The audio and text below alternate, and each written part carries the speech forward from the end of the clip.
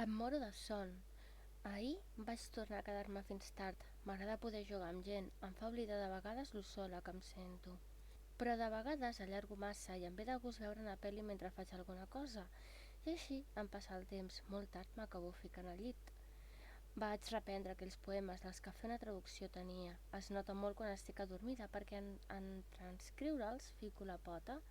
Així que vaig fer tot el que vaig poder fins que la tanda d'un dia vaig acabar. En un altre moment ho reprendré. En realitat tinc molts poemes en ment. El que passa és que em costa posar-me, perquè salto de l'emoció en no voler veure't. Estic feta tot un embolic, i el pitjor és que em maltracto amb empenta. En realitat m'hauria de cuidar, perquè de debò també sóc important, però em costa molt creure-ho. El que he atret no ha estat gaire bo. Sé que hauria de vibre més alt i fort i quedar-me al costat d'algú decent, però és difícil saber qui és així, sobretot quan es creuen millors a tu. En fi, sembla que parlo de tot. M'agradaria poder compartir-ho, però segueixes fent la teva vida. Hauré de fer jo la meva.